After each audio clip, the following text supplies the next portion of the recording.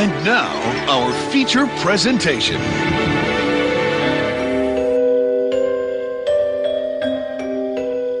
I like it spooky.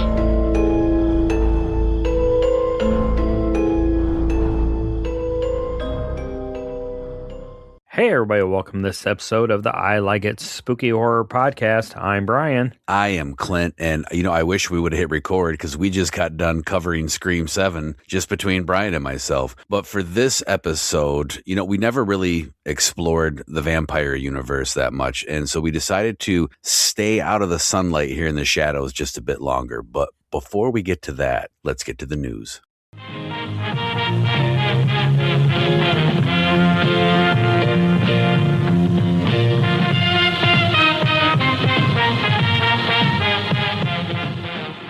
We did talk about Scream, but one of the things I am most excited about, and I've only seen these trailers online. I've not seen trailers for this movie in a theater. I'm just going to read you the headline to the story. Drink up mother's milk in gnarly dolly clip. Have you seen the trailer for this movie, Clint? No, I have no idea what you're talking about. The Texas Chainsaw Massacre meets Barbarian and the new clip from Dolly.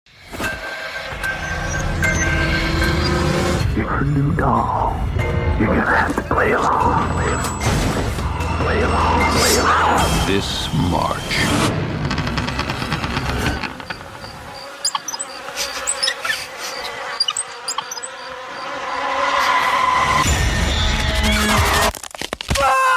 Mother. What did you do to me? Knows We gotta go. best.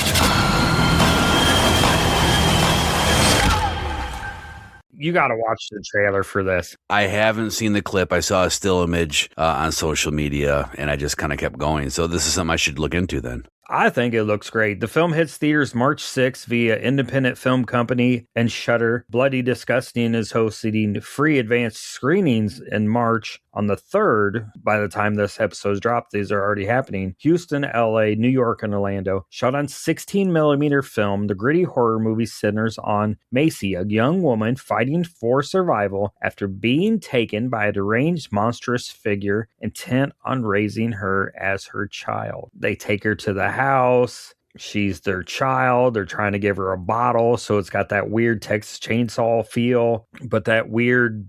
What was that? The Baby feel? That weird 70s movie? Yeah, I think it looks friggin' awesome. I want to see it. I need to watch this clip again before I go to bed. Maybe it'll give me nightmares and I'll come up with the next movie.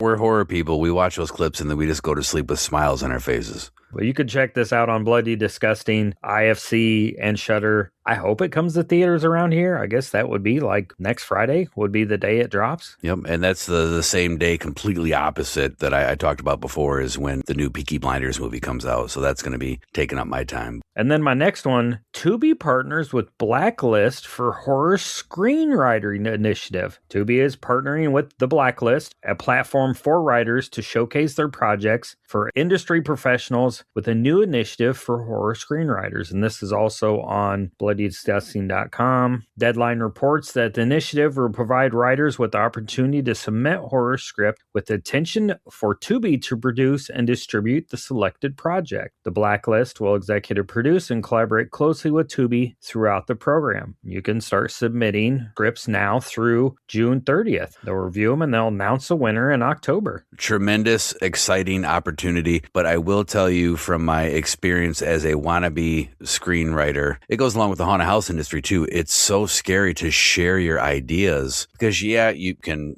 trademark and patent and, there's lots of different ways to protect your IP or whatever, but can't protect ideas. So it's very scary to put your stuff out there knowing that someone might just snag it. Amazing opportunity for up and coming screenwriters for sure. I couldn't begin to write anything if my life depended on it, especially a whole damn script. I mean, I wrote a script for a short film on my flight back from Las Vegas a couple years ago, but that's a 2-hour flight and all I got done was a short one. You imagine how long it'd take me to write a whole script for a movie? Everybody's different. The writing process is different for everybody. I wrote 3 feature-length screenplays, 4 shorts. It's been quite a few years since I've sat down to write, besides the projects that I started and never finished within the last 2-3 years. For me, it averaged about a month to 2 months on the feature. So you could knock one out and put it in here by the time the submission process is up. Hopefully we have some people that we know that get their ideas on paper and get them submitted. And maybe they'll have a movie made. You'll have to share that link to me because I want it, just in case I decide to add that to my plate, which is already breaking because it's so fucking full. You should share that on the socials too, so people know where to go and click submit.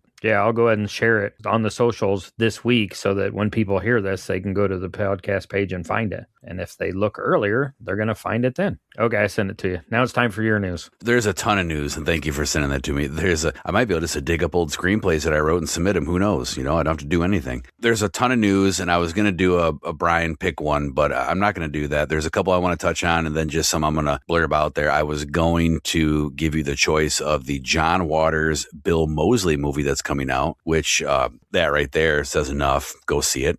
I forget what it's called. It's not in front of me. Dead by Daylight has an animated series in the works. There's new Trick or Treat comic stories coming out, fresh news stories hitting the comic shelf. The two I really wanted to talk about, and this kind of sucks because the one happens the day this episode drops, so I don't know how many people are going to have enough time to be able to make it. The last episode, we announced during What the Fuck's Going On that, Days of the Dead in Chicago was coming up. Days of the Dead in Chicago decided last minute to, they say postpone that event until their November show, which, potato, they cancel the event and they'll see you in November. They have their reasonings. I'm not going to get into that. What I thought was cool was CJ Vicio, who runs Milwaukee Horror Con, which I believe this is their second year doing that, are honoring, if you paid to go see Days of the Dead in Chicago, the one that got canceled, you can bring your printed ticket to Milwaukee Horror Con. And on Friday and Sunday, which is the day this episode drops, you can get in for free. The other important thing about the Milwaukee Horror Con is Sunday, the day this episode drops, they're attempting to set the world record of most Jason Voorhees cosplay. The most people dressed up as Jason Voorhees. Thought that was super cool. I sent it to our friend Chuck Ryan. I sent it to Brent Edgett. Chuck responded and said that he had heard about that. He lives in that area, but that he also heard there's a con out east somewhere, which he didn't name, doing the same thing with Michael Myers cosplay. So if you get a chance, listeners, check that out. I haven't been able to punch that up yet. Thought that was super cool and wanted to remind everybody, go check out Milwaukee Horror Con. And you can say hi to Ted's Marvelous Custom Gumball Emporium. The name's so big, you got to slow down so you don't fuck it up while you're trying to say it. The last bit of news ties in with the last episode we were talking about, and I'm going to click over to this article. Last episode, we talked about Near Dark, and we talked a lot about The Lost Boys. And all of a sudden, popping up in my news is The Lost Boys musical coming in spring of 2026.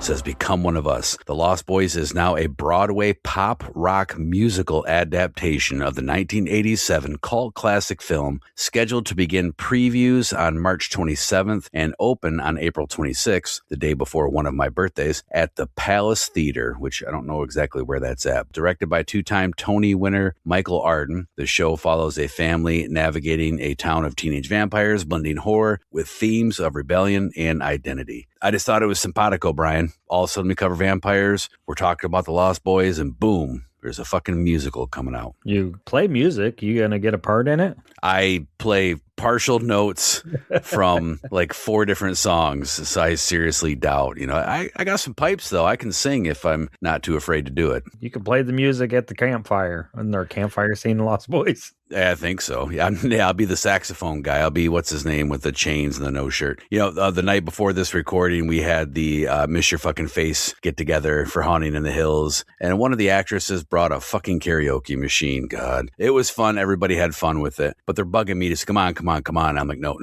Come on. And finally I said, you have met the final boss of Stubborn. I'm not fucking getting up there to sing. And everybody just got quiet. So then I ran up there and sang a little bit, No, I will not be in Lost Boys the musical, but I might go see it if it comes to the Detroit area. That'd be cool. Yeah, and then you'll need some money to pay for the tickets. Yeah.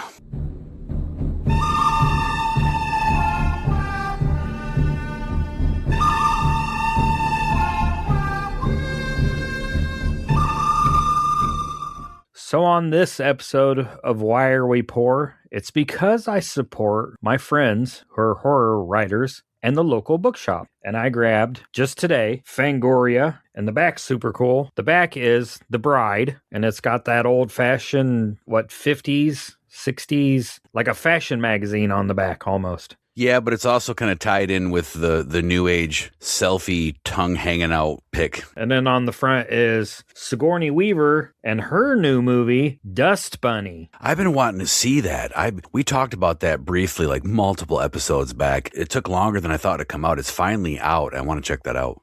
And it also has the best kills of 2025. Santa Slays. There's an article about the new Silent Night, Deadly Night. And then I also grabbed Scream Magazine. And it's got The Brides of Dracula, Season of the Witch, Frankenstein Meets the Wolfman, and The Descent in that one. And I always grab this one because our friend Brian Clark writes for Scream Magazine. I believe Justin Beam does too. And he wrote the article about Frankenstein Meets the Wolfman. Justin or Brian? No, Brian Clark did. Then I was at Video Games Etc. in the Quad Cities, and they support a lot of local events that go on in the Quad Cities. And I grabbed for $1 Lady Frankenstein. Only the monster she made can satisfy her strange desires. Sarah Bay is Lady Frankenstein. She's beautiful, she's evil, and she'll do anything for love. I have no fucking clue. It was $1 and it's still sealed. And it looks really weird. That looks like one of those movies that you put on and you're just blown away by. Kind of like when we covered Invisible Invaders multiple episodes back. That was just that random movie I stumbled on. And then, I told you to check it out. We're both just amazed by it. Or it could be a complete waste of fucking time. Who knows? 1972. It's 83 minutes long. Right up my alley. You'll love it. And then the last thing I grabbed, a local place had a bag sale. They have one every season. It's $5. You fill the bag. This is the Reflector from 1950. So it's the Calvin Coolidge Middle School yearbook. And I was like, this is fucking weird. Why are you buying yearbooks from 1950? Look at the artwork. All the teachers are like fucking demons. Whoa. And then you go to the next set of pictures, and they're all devils. Whoa. That's trippy. What is this, like the start of Illuminati? Yeah, I don't know. And Tiffany's like, well, maybe the school was the blue demons or blue devils or something. So I looked it up. They were like the Calvin Coolidge Cubs, and it's no longer a school. So this is somebody's yearbook because it's signed by a bunch of people. I mean, the sports is kids dressed up in like devil costumes shooting a basketball. Right, and the drawings look kind of like See Dick and Jane Run type drawings, but they're all devils doing shit. That's weird. Now I know why you bought it. Rich signed it. Way to go, Rich. Let's track down Rich and ask him what the fuck. I don't know if I want to know what the fuck was going on. It's somebody's yearbook, and I was like, this is weird. Bunch of autographs in the back. Yeah, somebody wrote to Judith, I think. It must be Judith's fucking yearbook. Speaking of the screenplay stuff that you talked about kicking off this show, that just gave me an idea. And it's fucking old. It's from 1950. Most things from 1950 aren't around anymore. Or that weird. It kind of stuck out from the side, and I was like, why is there a fucking yearbook here from 1950? And I started going through it, and I was like, this is fucking weird. So hold on. Do you pick up already assembled bags for $5, or do you put whatever you want? So you chose this, you selected this to put in the, okay. Oh, yeah, because it was weird. I was like, this is weird. I'm grabbing this. And I threw it in the bag. I had a bunch of movies and some other stuff in there already, so I had stuff in the bag. You have to go back and ask the store owner or the clerk or whatever some questions about it. People just donate stuff there.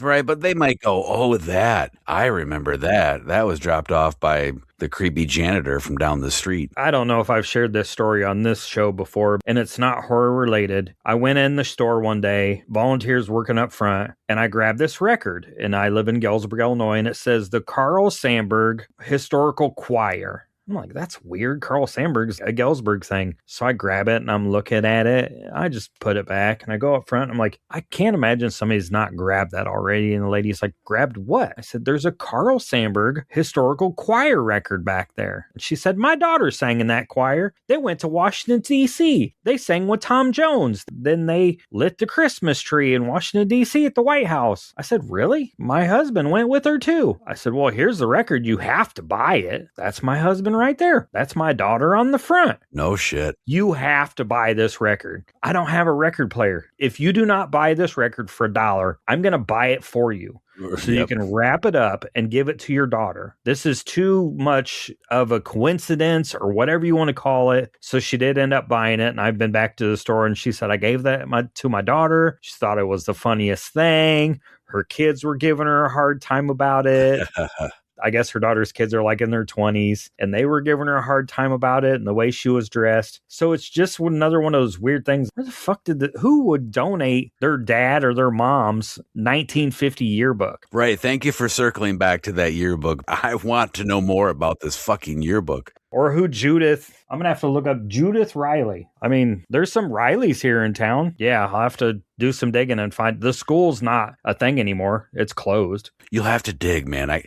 If anybody's listening and isn't curious, then I guess I'm the only mark. I'm the only sucker. I want to know. There's you got to be able to go to public records and find out when the school closed down, what it became, and then go to that school and be like, hey, what's this all about? Yeah, I think it became they had 2 or 3 other schools because the area was growing and they opened this school and then in 68 or 70, it closed down and all those consolidated into one school. And I think the school's just an empty building now. But Tiffany was like, oh, they were probably the Devils or the Blue Demons or something. I was like, they were the Calvin Coolidge Cubs. Why would that be and especially in the 1950s, but maybe they're just whatever. It's kids. It's a 10th grade. It's the sophomores made the yearbook. Who knows why they used demons and made the teachers look like devils? And how did it get past administration? Right. Please learn more and keep us updated. I really want to know. I had to grab it it was probably 10 fucking cents by the time, it was $5.45 with tax for the whole fucking bag. What'd you buy? Yeah, I thought I had some cool shit to talk about this time finally, but nope, that trumps everything. But I'm going to try. So, and this may sound boring, but buying more and more stuff for the Nugget and the complex and all that. But it's finally getting to the point where I'm buying exciting things now, like glass block and lighting fixtures, exhaust fans. So that's super cool. Actually, for me, it sounds kind of maybe corny or stupid. It tells me that we're progressing along in the right path. But there's something else that I bought that I can't tell you what it's for. Brian knows, a couple other people know, but I can't tell the mass audience yet. But we bought a late 80s van and we're going to be converting it into something. And when it's time, you'll find out. But just know that it was really cool to buy this van and make plans for it. Above and beyond that, Brian, I finally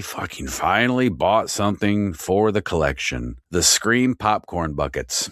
Do you like scary movies, Sydney? I like that thing you're doing with your voice, Randy. It's sexy. What's your favorite scary movie? If you think about it, the Scream popcorn buckets actually kicked off the popcorn bucket craze. Remember that when Jason was still on the show and what was that, Scream 5, I think came out? Yeah, I think it was 5. Yeah, I think it was 5. It's been a while ago. And I remember he sent his daughter to, the theater and bought some for us and, sent them as well. I think I got mine in person. But anyway, this time around for Scream 7, which just came out, there's a line of different merchandise and a bunch of different popcorn buckets. The one I wanted to get, I forget what it's called, but it's where he's like an action figure and Ghostface is coming out of the door and stabbing the door almost. And, the top of the door is the popcorn bucket. So I've been watching and that one was specific to AMC theaters. There's really no AMC theaters around me without taking an hour drive here, a 45-minute drive there. So I've been watching the AMC Theater Shop website and it kept saying coming soon. And I'm like, wait a minute, the movie's out. What the fuck do you mean coming soon? Well, come to find out, the first batch that they made went to the theaters. And of course, they're all gone. So they're doing one more run of it and it's a pre-order and I got it and I'll get it in late July. And after that, they're not making any more. I don't know if they're still available as of this recording. The day before this recording, I ordered mine and I think I paid with tax and shipping $48, which sounds stupid for a popcorn bucket, but I think it's one of the coolest ones that they've come out with. So it's super limited. Get on there, amctheatershop.com or amc.com/theater shop, whatever. See if you can find yours. I like the one that's kind of clear glass or plastic where you pull him out. Have you seen that one? I have. Yep. Makeup artist and actress Abby out to Haunting in the Hills and her boyfriend Green on the build team. That's the one that they were most interested in and they're trying to snag that. Yeah, I didn't grab any popcorn buckets. You got popcorn though. You got lots of popcorn. Well, I got half of it. I had to share with Finley as she's walking in the theater with her blanket and her stuffy and her bag and her cup and then I'm carried. Yeah, I was like, what are we doing here? You are so poor that you have to make popcorn at home and then stuff raw popcorn in your inner pockets. I can't even cook it at home. We're so poor. I have to put it in my armpits and hope it pops. Jesus Christ. You need a sponsor for a couple different reasons. I want one. Oh, I want one of those. Bootleg as fuck toys. You and Fuck sold separately. You can collect all of your favorite horror, sci-fi, and pop culture parody figure collectibles from Bootleg as Fuck Toys at various horror and pop culture conventions around the country. Keep up with Bootleg as Fuck Toys on Facebook and Instagram. Bootleg as Fuck Toys, taking the you out of fuck and throwing it right into fun. From Blammo. So now that we've heard from our sponsor, it's time for the movie. The 1998 John Carpenter directed action horror western Vampires. That's all you had to say. That's enough. This is a pretty cut and dry movie. Pretty straightforward, not too long, so I'm assuming you like it. But the cool thing about us covering this movie is it ties together a lot of things we've been discussing here on the show lately. Much like the last episode when we covered Near Dark, it's a horror western, but this has a flair for, like you said, action and gore. A lot of gore early in the film. Here, I'll give you the synopsis before I go any further. A hardened team of Vatican-sponsored vampire hunters, led by Jack Crow, scour the American Southwest, eliminating nests of undead. After a brutal ambush by a powerful vampire master, Crow must regroup and stop the ancient creature from completing a centuries-old ritual that would allow vampires to walk in the daylight. That's longer than the fucking movie. Pretty much. But I was trying to figure out if, because we talked about the Lost Boys a lot, if the Lost Boys is that 80s MTV film, and Near Dark to me is more of that 90s Alice in Chains, kind of bleak and dark. What is this? You just queued this up perfectly for me. Action's a key word. This movie came out in 1998. Another thing that ties to things we've been talking about since we've been living in vampire land lately is it came out the same year as Blade, and Blade was very action, comic book hero style movie. So in wrestling around this time, it was the Attitude Era in pro wrestling. This is very much the Attitude Era of films. The late 90s and the really early 2000s, everything was hyper stylized, lots of action, lots of one-liners, lots of gore, lots of cool swagger, black leather jackets and sunglasses. And that's what this movie very much was. So this would be WWE and Blade's more WCW? Because I feel like Blade was a better acted film and had a better story. Depending at what point of the Monday Night Wars we're talking about, yeah. And then they flip-flop. This is the era for me that John Carpenter's just coming back. This is his first movie in a while that he's directed. In a while, but he was coming off the tail end of Escape from L.A., which was a flop. I feel like he just didn't know what to do here. Well, so jumping ahead of my notes, I found out that he was ready to walk away from filmmaking because he just had a string of films that were not successful financially. I don't think that was the reason specifically why, but he wasn't having fun. And then this project came along. He had always wanted to do a Western. And so he says, okay, I'm going to give it one more go and see if I can enjoy doing this still. And he had a really good time in the set. I guess he got along good with James Woods. Thank you, with James Woods. And, had a good time. So this film is responsible for John Carpenter sticking around. This is after Prince of Darkness, which I saw super late in life. I think I saw it for the first time at the Jamboree a couple years ago. I love Prince of Darkness. I know it probably flopped, but I love that movie. And this is just a movie that John Carpenter made to me. I felt like James Woods was not the proper person to play the lead. Really? I feel like if he was in Daniel Baldwin's spot, because I didn't like Daniel Baldwin's character, if he was in Daniel Baldwin's spot and there was someone else in the lead, that would have been a better fit. It's too comedic at times. How's your dick work? What? You're yelling at a vampire that's the fucking master of all vampires? That's what gave it that Attitude Era punch, though. You got to think about when this movie came out. I think some people had problems with that, and I don't have the list in front of me. I didn't write that fun fact down, but there were several big-name actors. Tommy Lee Jones is one that sticks out that I remember seeing, which I don't think would have been a good fit. Mm-mm. But there were multiple actors in line for that lead role of Jack Crow. I like James in this role. A lot of people now don't quite align with him because of his political stance, which whatever, I don't care. This is a horror movie show. I enjoy his body of work. work as an actor. And I thought he did great. And I thought actually him being kind of smaller and scrawnier made it a little more believable. It almost gave it that kind of underdog. He was like Scrappy Doo. He was all pissed off, like, I don't give a shit. I'm going to fuck you up. That attitude era. One of the other things I didn't care for is you do get to the blood and gore early and quick, but you don't get to know any of his team. No, that is unfortunate. And because there are some talented actors in that ensemble, I almost think that was part of the shock value also. They're a little more recognizable now than they were then because some of the actors were just getting their start, which I get to some of them here later on in a bit. But yeah, there were these presences and then they're just gone. So it was almost like it's almost like John Carpenter was trying to flip the formula. And one of the reasons I really do like this movie is I love John Carpenter films. I love the simple shot compositions, not necessarily a slow storyteller, but just very kind of normal and methodical, and it goes along. Where this all of a sudden was like, he showed up, it was like a new reinvigorated John Carpenter. And here's this new style. And he was here to make movies for this time, this era. Well, he started quick, but then it kind of in the middle goes back to the old John Carpenter.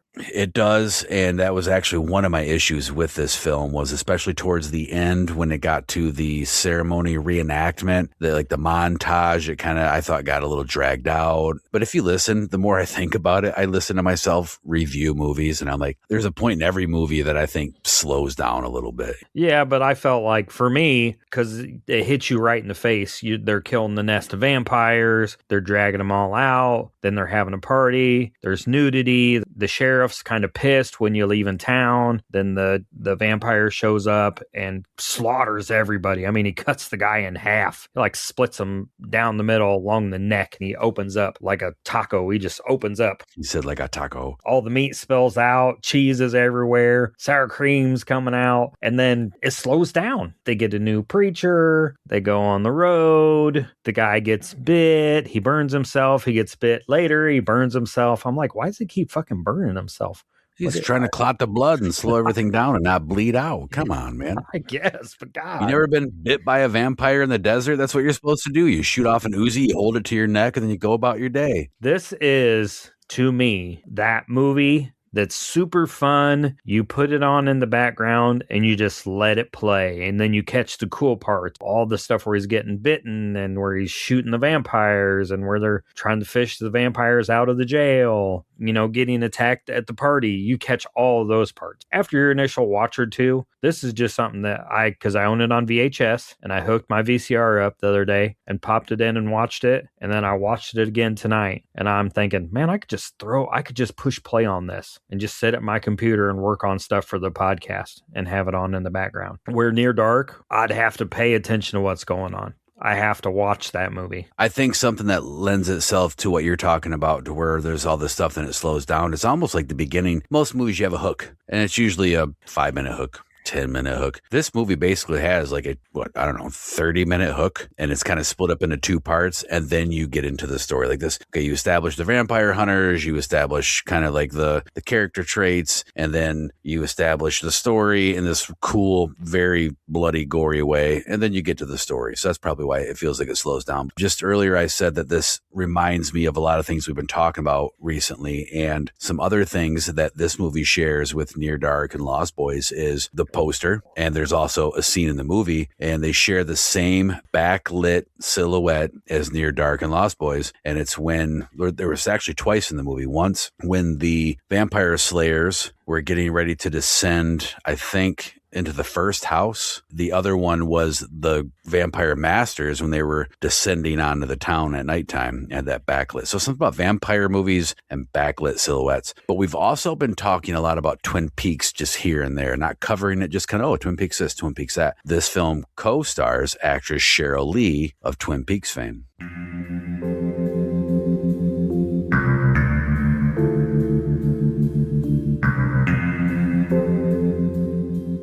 She's the young girl that's bitten by Valak early in the film, and then they take her on the road with her. It just dawned on me, these Western horror movies, are these something that the people that wrote Sinners and made Sinners are fans of? So I know that when we covered Sinners, that Ryan Cooligan, and I think I'm saying his last name right, was a fan of Dusk Till Dawn. And you can see that when you watch Sinners. And he said Dusk Till Dawn influenced Sinners. Dusk Till Dawn is in the same category as vampires and Near Dark. And I dare say The Lost Boys a little bit. So it's possible, but I know he said specifically that Dusk Till Dawn was one of his influences. There's a connection somewhere between, like you said, Dusk Till Dawn and all of these films. I'm just missing that group of Native American, which there are some Native Americans in his group, but they're gone so quick you don't really notice it. Because that was my favorite. That was the one thing on Sinners I wanted more of, was that a Native American group that was hunting the vampires that you caught for 2 minutes of the film, and then they were never mentioned again. Yeah, I don't think that. I think in Sinners that was specific, because remember when we talked about that movie, we found out that in that part of the South in that time era, you had predominantly blacks, Irish, and Native Americans. So he was trying to make that time period piece be as realistic as possible. Jack Crow's team and John Carpenter's vampires, there was everybody. In fact, see, we're simpatico because you're queuing me up to my next point. I was going to talk about some of the star power. So, of course, James Woods is in this. One of the Baldwins, I don't know which one. Come to find out, it actually was going to be another Baldwin who played Montoya, but it wound up being the Baldwin that did. And it was actually going to be Bruce Campbell at some point. But also Sons of Anarchy star Mark Boone Jr. and Shang Tsung himself in a barely seen vampire stalker role. How do you say his name? Kari Hiroyuki Tagawa. Yes, he played Shang Tsung in the Mortal Kombat movies. Your soul is mine. Yeah, yep. But so you got some star power there, but they're all different ethnicities. And I kind of like that too, that it wasn't some like a white European style vampire Van Helsing type flick. It was just a ragtag group of everybody. Well, and even James Woods, he's not your typical, because they're working for the Vatican. He's not a altar boy. No. He threatens at one point to cut the priest into little pieces if he doesn't tell him what's going on. So they're sponsored by the Vatican, but I think they're just people that want to kill vampires. You know, maybe he's all amped up because he's still the same character from Stephen King's Cat's Eye when he went through and he hasn't had a cigarette since 84 and he's really pissed off. Maybe that's what's going on. Yeah, that'd be a long time. 14 years without a cigarette. How would you be? Not good. I can't go a couple hours. Yes, I'm a smoker. Kids listening, don't start. It is impossible to stop. Earlier, we touched on the gore, the sun god motel scene like you talked about near the beginning of the film, kind of that extended hook. It's a blood-soaked fever frenzy. And Robert Kurtzman and Greg Nicotero handled the special effects, including the super cool, very realistic vampires exploding into fire scenes. Because I could not tell, was that CGI or was that pyrotechnics or a blending? It was so good. Yeah, and that shot of the vampire walking into the hotel, that was an amazing shot with the neon lights on that. And he's walking towards the hotel and you're like, what's going on here? You know something's going to happen because you see him come out of the ground, but you don't know what kind of vampire he is or who he is. Speaking of who he is, and speaking of tie-ins to other franchises, the movie also shares something with another franchise. The actor who plays Valak, who resembles Trent Reznor from Nine Inch Nails, and I remember I actually thought it was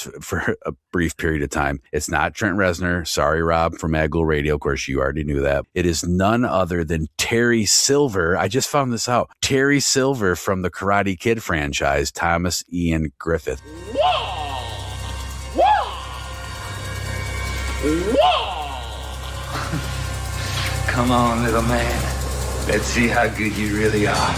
And when I found that out, it blew my fucking mind. Yeah, and he's Jan Valak, a 14th century priest that the church tried to perform an exorcism on, and it went bad because it was an old type of exorcism that was looked upon poorly by the church, and it turned him into a vampire. So I do like some of the lore of this film, that it ties into religion more than just, I don't even know how most vampires come to be. They just come to be, I guess. They're saying that an exorcism gone wrong performed by the church is what turned him, what do they say? His body was dead, but his soul lived on. Correct. Then he's a vampire and he can't walk during the day. And that's what he's trying to find, is why on fucking God's green earth is everything important kept by non-violent monks? And why is it kept? That is one thing I thought. Why didn't you just destroy the damn cross? You know what I mean? Why is it hidden? We need to be sending this shit to the monks where they know kung fu and shit, like David Carradine, and they could whoop the vampire's ass. Yeah, or this should have been in the possession of the vampire slayers, you know. I think it was kept a secret because there's a twist in the movie I guess I won't give away. It's not like end all be all, but there's a twist I just don't want to give away because it is on a first time watch, especially like, oh shit, I didn't see that coming. So neither did Jack Crow. He kind of knew something was up, but he didn't know what was going on and who was behind it. So when you're talking about the story stuff, the film is based on the John Stakely or Steakley, I want to say it's Stakely novel, but just before production, the studio cut 2/3 of the budget. Apparently Carpenter, he stepped in and rewrote the script from a set of screenplays based on the book, which culminated, I guess, in a lot of the novel's dialogue being put in there, but very little of its plot. And that probably hurt it a lot. Maybe yes or no, because I know I read too that Carpenter said he specifically, much like we heard with Catherine Bigelow in Near Dark, and I dare say with Lost Boys, we haven't done a deep dive on that. They wanted to get away. Carpenter didn't want the romanticized Gothic European vampire that we've seen over and over and over and over and over. You know what's interesting? I just thought about this. All these great vampire films, groundbreaking, memorable, years later, people, not just us, are still sitting here talking about these films. Why has Hollywood and filmmakers in general gone back to the Gothic stuff? I don't know. I don't get it. That's not what vampires to me would be unless they live in a fucking castle back in the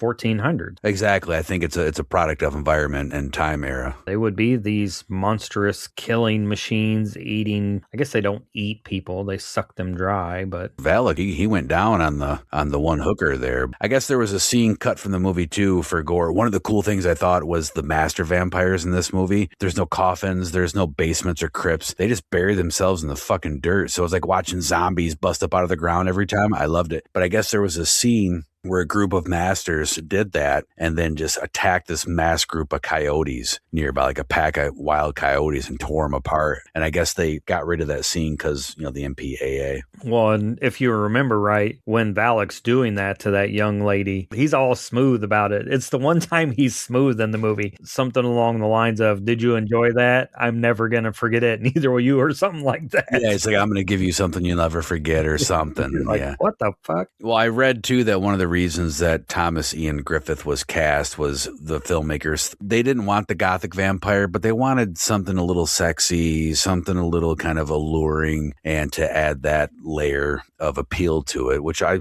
thought they did a good job. So they bury him in the sand and then he's all dirty the whole fucking movie and his hair's a mess. Yeah, because he couldn't go inside. He looked like Trent Reznor, who was like on top of the charts then. Well, I guess Trent Reznor still is on the top of something. I mean, he's got way more money than we do. I tell you what, side note, Rob and Rebecca went and saw him in Grand Rapids recently. And Rebecca she's exposed to all different kinds of music. I wouldn't say she has a favorite genre, but she had never been to a concert like that. I remember she texted me from the show and she says, this is like the best concert experience I've ever had. This is kind of like she listens to Nine Inch Nails and stuff and she likes some of their music, but I guess watching him play the piano and she learned the musicianship and the talent and then just the light show and the DJs. It was a whole new experience for her. So yeah, he's still out there winning people over for sure. Yeah, I would imagine that's so immersive. His shows are so much more than just their music. Oh yeah, I got a couple Facebook Lives or not Facebook. What do you FaceTimes? I'm old. What do you call that thing where you hit that button? FaceTimes, and I got to see some of the set. And it was super cool. When Carpenter worked on the soundtrack for this film too. He did. Carpenter did work in the soundtrack for this. So I got a few more fun facts, and one of them that I was going to end it with is, no, I got a certain order I got to go in because it makes it funny. Yeah, Carpenter working the soundtrack for this. Let's get to some fun facts. This makes sense in a minute. I'm sorry. Frank Darabont, writer of Shawshank Redemption, The Walking Dead, The Mist, Green Mile, and more. He makes a cameo in this film as the guy at the gas station who gets carjacked. So I thought that was pretty cool. The town that the final showdown of this movie takes place in the same town that was showcased in Young Guns from 1988, which is a Western, of course. And then coincidentally, follow the bouncing dot, the sequel of Vampires is a terrible fucking movie. I don't recommend anybody watch it. What about the sequel to the sequel? But it stars John Bon Jovi, who produced the soundtrack for Young Guns 2. Speaking of musicians and all that shit, worse than the sequel to Vampires with John Bon Jovi is I can play the reoccurring theme to Vampires on guitar. You're going to play it for us now? Yes. No. And it's terrible. But thank God, because see, what the cool thing is Carpenter, like his early movies, everything's very basic and rhythmic. And a lot of his score is, so all it is just like some, hold on, let's see, I'm going to fuck it up already.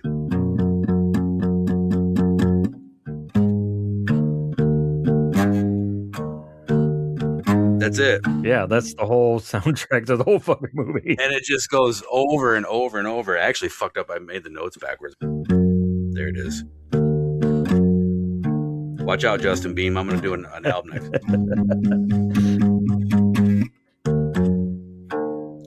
The sequel to Vampires Part 2, it's worse than what you just heard. Los Muertos. And then there's another one, The Turning from 2005. What, they made a third one? Yeah, from 2005, Vampires, The Turning. Oh, no shit. I didn't know that. That's why there's a sequel to the sequel. I don't know if it has anything to do with any of them, but I'm not in a hurry to go watch it. I'll tell you a sequel that I wanted to see. I guess to sort of give something away too. The end of this movie, there are two characters. One, come to find out, is turning into a vampire. Oh, fuck it, I'll just say. So Jack Crow kind of looks at him and says, you know, hey, you had my back. We're friends. I'm giving you 2 days. And then I'm going to come and I'm going to find you and I'm going to kill you. And that's kind of how they end the movie. And I thought that would have been a great story to pick up. Let's go and see. Did he track him down? Did he catch up to him? Did he turn Jack? There's so many different ways they could have went about it. Yeah, you go with Jack and the preacher to find Daniel Baldwin's character and the lady, and do they find him? Does it take a while? Are you following them on a rampage and killing spree, or are they just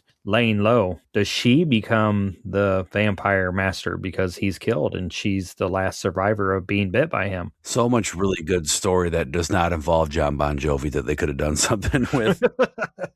Just take him out of it. It's probably a better movie, right? That's all the fun facts you got? There was probably some more. Go to the Internet Movie Database. That was pretty much all of them that I thought was of interest.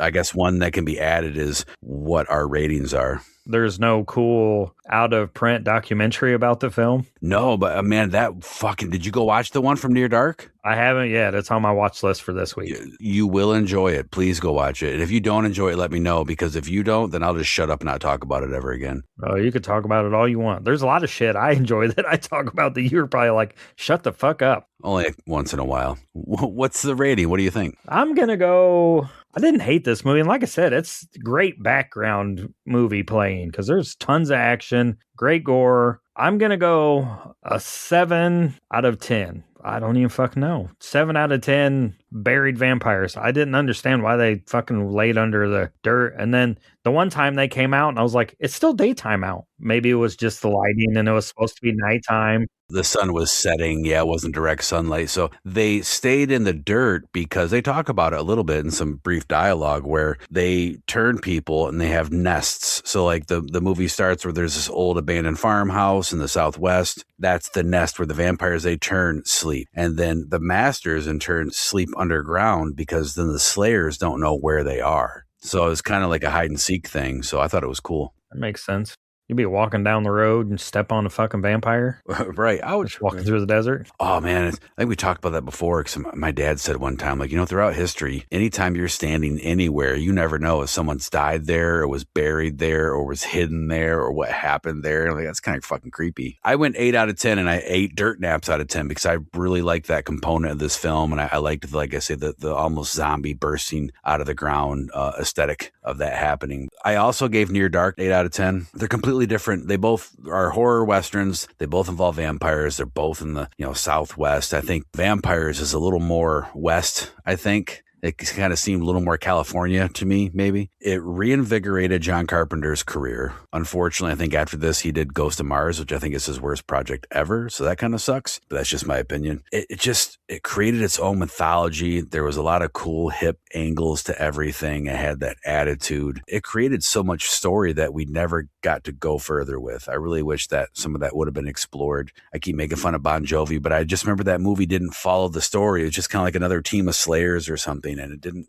make any sense, so much story there to investigate. Maybe someone will pick it up and run with it in a reboot. Well, yeah, with the Bon Jovi thing, you could have had Bon Jovi go after the vampires that escaped, because maybe Jack Crow was like, I'm not doing it. I'm done. I'm not hunting a friend, a former friend and colleague and Slayer. And you could have sent him on that. Yeah, who the fuck knows? We'd never understand why they go certain directions with films and not maybe the one that we think they should go. Because they don't have our expertise. Just kidding. We are not experts. We're only experts at segues, and we're actually evolving at that. So you said you watched this on VHS. Yes. I think I have this on VHS too, but I think I rented it on Prime. I don't think it's streaming anywhere for free. What about physical media? Where can we see this? Well, you could watch it on VHS at my house because it's right here. And this is a way better cover than the Near Dark cover. Yeah, but see, even that cover has got the backlit silhouettes there. 1990 Columbia TriStar home video for the VHS. A DVD, 1999 Columbia TriStar home video for a DVD. Then in 2003, a special edition DVD from Columbia TriStar Home Entertainment. And then on Blu-ray, 2009 from Sony Pictures Home Entertainment. 2014, there's a Scream Factory Collector's Edition. And then 2020, there's a reissue from Sony Pictures Home Entertainment. I think the Scream Factory one's also been re-released with a slipcover recently, maybe 2022. But it's not streaming anywhere right now. We seem to run into that a lot. Next fucking month, when we're not covering it, it'll be on every fucking streaming service in the world, but not this month. Yeah, I'm not trying to insinuate at all that our show is popular enough where people hear it and we influence the masses, but it does seem, and other listeners have reached out to us and said stuff like this. Just like I talked about, we mentioned Lost Boys last episode, and now all of a sudden a musical pops up. I mean, that just seems to always happen that way. So it's out there on physical media. Go grab a copy. It's definitely worth owning. I mean, the Shout Factory cover art is freaking awesome. Have you seen that one? I have not, but it usually is from Shout Factory. Go grab a copy. What are you going to play us off to the next segment? You grabbed your guitar again. Well, yeah, because I mean, we go to we go to the podcast network and then we go to recommendations, right? Yes. Yeah. So I guess I was thinking recommendations, and I was going to say, it can recommend some, guitar lessons for me because I just kind of suck. Maybe someone from the PFPN can help me learn how to play better.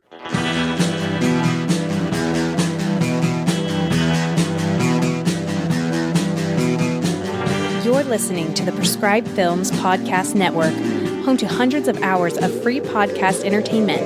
The shows on this network all have a common goal, providing you with the best discussions about movies and other forms of entertainment media. The PFPN hopes to fill your earholes with audio joy. Visit our website with links to all the other amazing shows at www.thepfpn.com. Thanks for listening.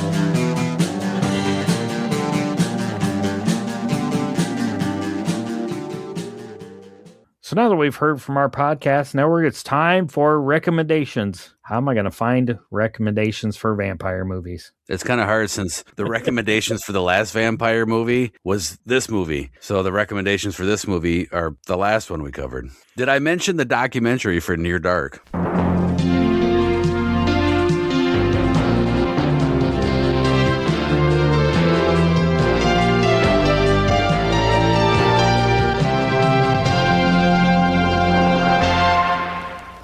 I have a list of 10, but I'm probably going to pick out 5 or 6 of these. First one from 1995, Demon Night. A mysterious drifter carrying a sacred relic takes shelter in a rundown boarding house, unknowingly bringing hell to its doorstep. When a seductive demon besieges the building for the artifact, the trapped occupants must survive a night of escalating supernatural carnage. This is not vampires, it's demons, but it's got a relic and it's in the West, right? It is. And here's the most interesting thing about that recommendation. I don't have an exact tally, but that is the at least third, if not fourth or fifth time you have brought up Demon Night as a recommendation for a film that we covered. And each and every time I remember, yeah, I could see that. So that's a very versatile movie that fits a lot of different genres and subgenres. We should probably put it on the list. I think that at some point we kind of have to anymore, yeah. It's probably on the list. We don't even fucking remember that's on there. We have a big fucking list this year. From 2003, Underworld. A skilled vampire death dealer uncovers a conspiracy that could shift the balance in the ancient war between vampires and werewolves. As forbidden alliances form, she begins to question everything she has been taught by her own kind. I love Underworld. I love the sequel. I didn't care for the third one just because I'm not a medieval times kind of guy. And the fourth one was okay, but the fourth one kind of like came out about the same time as Blade Trinity, which was kind of like, nah. From 2011, Priest. In a dystopian future ruled by a rigid church, a legendary warrior priest breaks his vows to rescue his kidnapped niece from vampire. His mission ignites a brutal war between faith, humanity, and the creatures lurking beyond the wasteland. I remember when that movie came out. I've seen bits and pieces of that movie. I remember I liked what I saw. For whatever reason, never finished it or saw it all the way through. I must have forgot or never knew that involved vampires. I didn't think it did either, but hell, I don't remember watching it. From 1985, Fright Night. When teenager Charlie Brewster becomes convinced his charming new neighbor is a vampire, no one believes him. Desperate, he recruits a washed-up late-night TV horror host to confront the undead threat next door, leading to a mix of humor, suspense, and bloody showdowns. I'll disagree with you on this one, and I know that we view recommendations a little differently. I love Fright Night, to up and down, inside and out. One of my favorite all-time vampire flicks, horror flicks, but I just don't see it in this Western horror action road movie subgenre. Maybe just because of the vampire connection. Look, I'm really sorry about the other night. Oh, it was my fault, not yours. This one doesn't really match up with it, but I love this film, and it is vampire related, and it's got more of that modern vampire feel to it. From 2019, it's called Bliss. A Los Angeles painter turns to a powerful new drug to seek inspiration, plugging into a neon-soaked spiral of sex, violence, and obsession. As the high intensifies, she realizes that substance may be transforming her into something inhuman. I've never heard of that, but that sounds very, very fucking intriguing. It's that late, I don't know if it's set in the 80s, but it's in that neon-soaked LA nightlife scene. I love the movie. It was on Shudder for a while, and I just happened to catch it, and I was like, God, this is really good. It is going on the list. You just made the list! And then from 2001, The Forsaken. A cross-country traveler reluctantly teams up with a hardened vampire hunter, tracking a nomadic brood across America's desert highways. As the road trip turns deadly, he learns that escaping the undead may be impossible once they have marked you. I haven't seen that or heard of it either, but it sounds right up this alley. That's 6, The Mark of the Devil. What's closer to the devil than priest that's been turned to a vampire by the church? I'll tell you what's closer to the devil than a priest that's been turned to a vampire by the church. That fucking yearbook you got earlier. Oh, I know. I probably need to call, like, I don't even know. Who has an Annabelle doll? I should probably call them. Yeah, that yearbook needs to be in a protected case. I swear to God, this is completely unscripted. You brought that up earlier, and I was like, what the fuck is going on?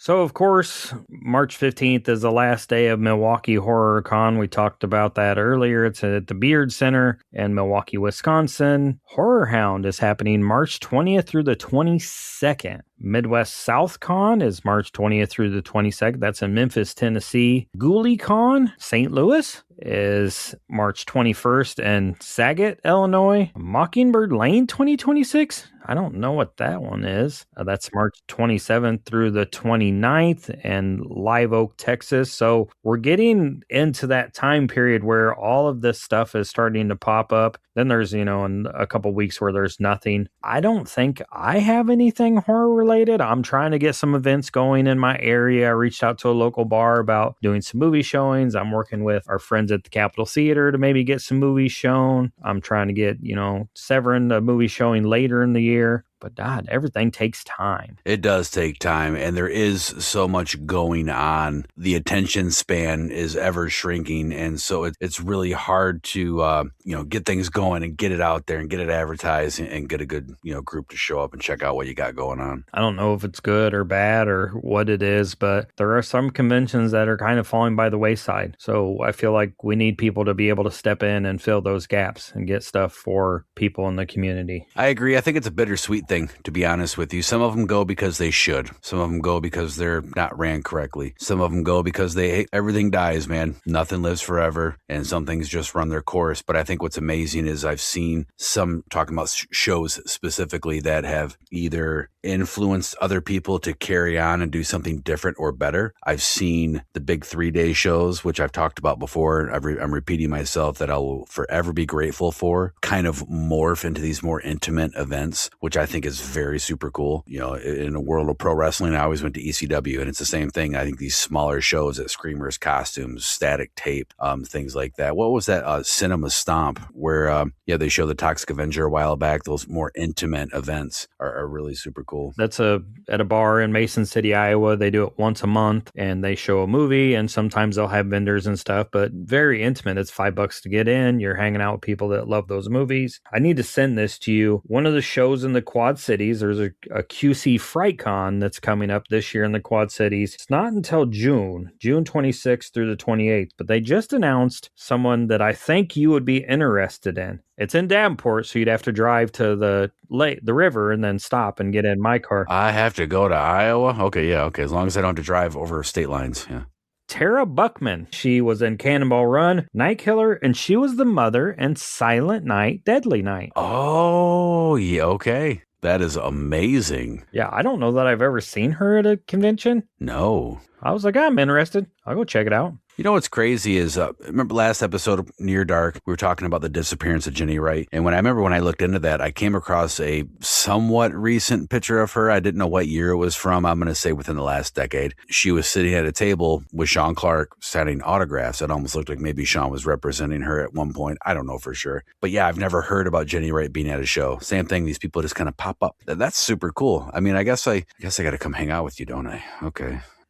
Yeah, I don't know if I'll be home then. I got to figure out when Nationals is for Finley. I hope it's not that weekend, but my luck, I wanted to be in Michigan in a couple weeks, but I have our home tumbling meet, so I can't go to Static Tape for Michigan is Dead, and I hope that event, they do it again because they have a pretty cool lineup this year, and I'd love to see it grow. For sure. Yeah, what do you got going on?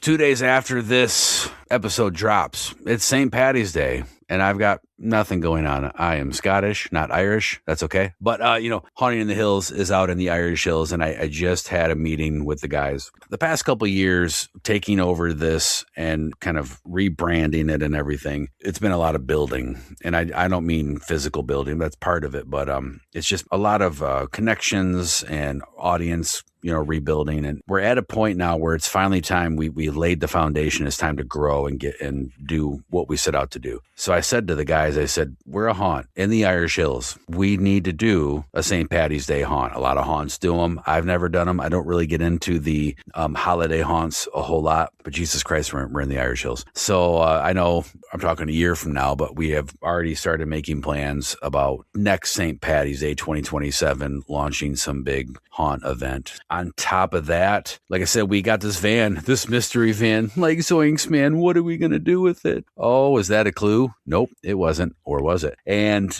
the big thing is we are, like I say, getting to the point where we're done hanging plywood. We're starting to really do things that people can see, some cosmetic changes, and we're getting closer and closer and closer to opening, including the big thing I wanted to announce is don't forget about the gift shop. Don't forget about Gruesome Gifts. I talked about it before, haven't said much because it's been cold, so we've been at psychotherapy, but the train car being open pretty much all year round. The train car of terror is a big part of that. We had a production meeting today, and here in about a month, we are going to completely overhaul that train car, which the scares in there haven't changed in a decade. And a lot of people are like, oh, I'm not going to go see that attraction out of the other ones because I've already been there. I know what it is. You are not going to know what it is because it is getting ready to get flipped on its fucking head. That's pretty much it. That's about all I got going on, is just grinding out there. In fact, when we get done recording this, it is 10:25 on a Sunday night. And when we get done, I'm going back out there to scrub stainless steel sinks that haven't been cleaned in 10 years in the dark by myself in a haunted building. Hopefully the vampires don't bust out of the dirt. Although, if you lived forever... I like that idea. And like we said last episode, the freaks come out at night. What do you think this is all about? You think this is a fucking costume? This is a way of life.